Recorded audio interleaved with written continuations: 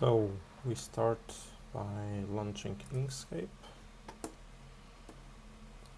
and then we create a new document, make this large. So we make a rectangle, and this didn't work so well because we have the colors set wrong, so I just right click this color and select the fill to be black. Now I can see the rectangle, and if I hold the control, it's going to be perfectly rectangular. So now I can go to fill and stroke and change the fill to be a pattern.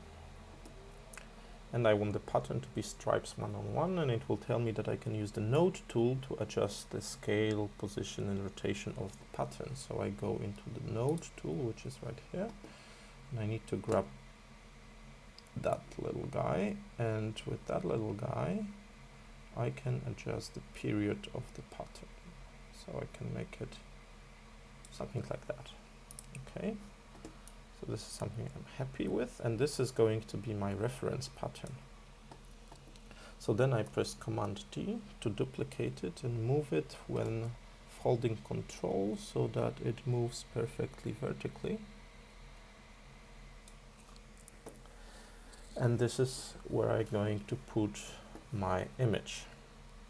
So first thing I want to do is I want to create a white rectangle underneath this one, so I'm going to duplicate this one and select the fill to be white.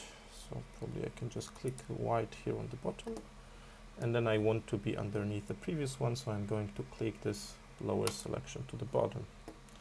So now I have a group of 2 rectangles, so I'm going to select them both and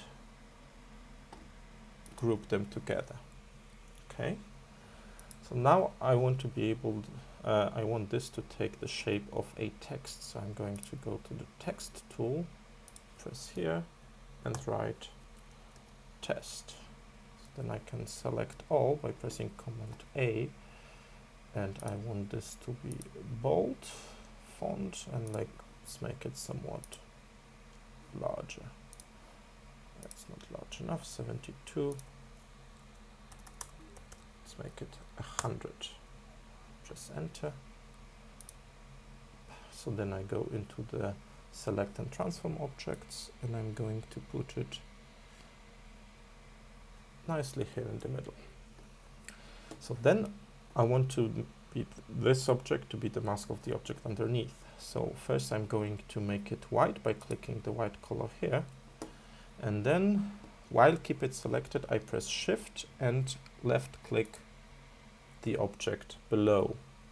So then I have the 2 objects selected, and again I can right click and click Set Mask, and then I have the text with the appropriate mask. Probably I can even still, oh, I don't think I'm able to edit this text anymore, so it has to be done beforehand. So now I want this text to be over a rectangle. So again I go to the pattern here below, and while holding Control I move it here above and move it below the test. So now I can't really see the test, it's here, so I can click it, and now by using my arrows I can shift it just a bit.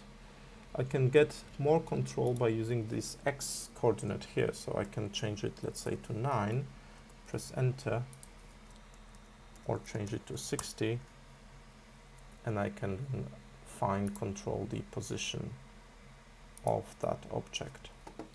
So let me zoom in a bit.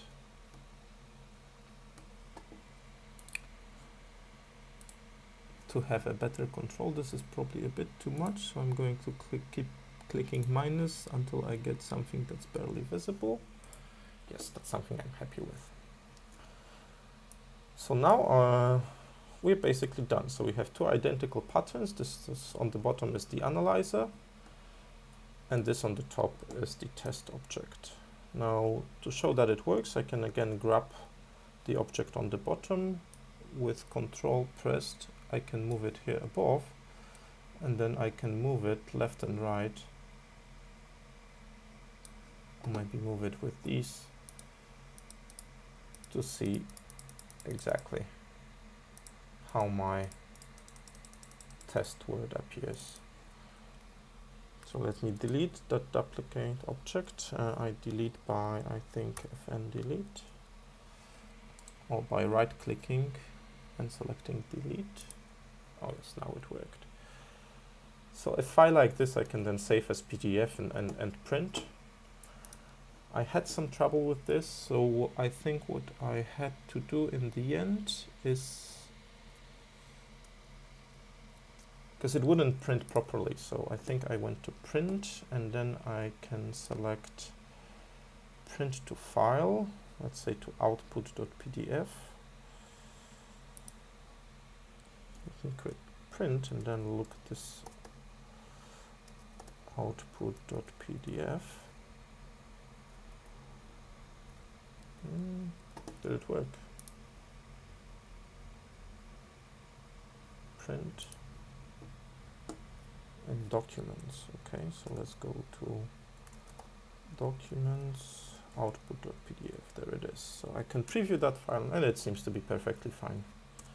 So I can open this with preview, and it looks very much like a proper PDF that I can then go and print. Well, in practice, I want to print it twice. I want to print it once on the foil to get the translucent pattern on the bottom. The white is not going to be printed. And I want to print this object above on paper. Yep, so that would be it.